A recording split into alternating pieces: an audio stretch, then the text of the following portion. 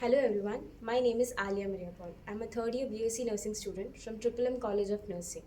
So we are going to discuss about ADHD. So what is ADHD? The full form is Attention Deficit Hyperactivity Disorder.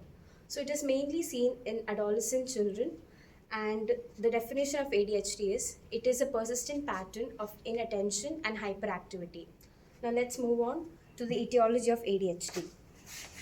So here, the first etiology is biological influences. It consists of the genetic factors, which are the monozygotic twins are more likely to get affected with the disorder than the dizygotic twins.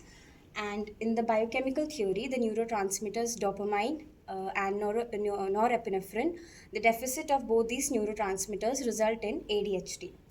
The prenatal factors involve both the three phases, the prenatal, the natal factor, and the postnatal factors, which may be due to any infections during the gestation period, may lead to the child getting ADHD. The environmental factors may influence any carcinogenic factors, any environmental pollutions, or any other sort of infections.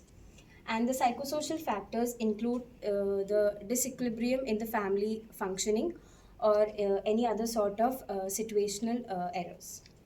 Now let's move on to the clinical manifestation of ADHD. So children diagnosed with ADHD, they basically have the inability to think properly, and they get easily affected with the environmental stressors. They get easily upsetted by loud noise, light, and other environmental changes. Their memory and thinking ability is deficient, and it's not like other normal children. And at school, they fidget more with their hands and feet. They answer the first two, three questions when asked, and they answer before the question is asked to them. And they often lose things which is necessary for their school activities. And at home, we can see that these children have mood disturbance as their mood cannot be predicted. And these children often talk excessively and in an exaggerated way. And they have mood disturbances, and they have temper tantrums and anger issues. Now moving on to the therapy of ADHD, we can see that as part of pharmacotherapy, we take SSRI, which are serotonin specific reuptake inhibitors, tricyclic antidepressants, and other pharmacotherapies. And psychological therapies are also used, such as behavior modification technique, cognitive behavior therapy, social skill training, and family education for the family members. The last section is the nurse's responsibility for ADHD.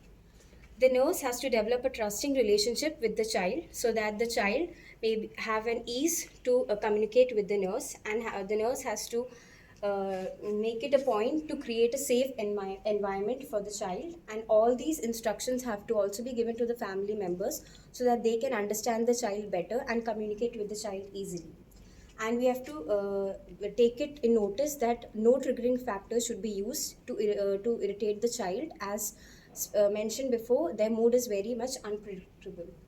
And as being a child who is unable to have proper prolonged attention span, we have to make sure that we engage them in activities with less attention span, and we develop their social skills, communication skills much more further.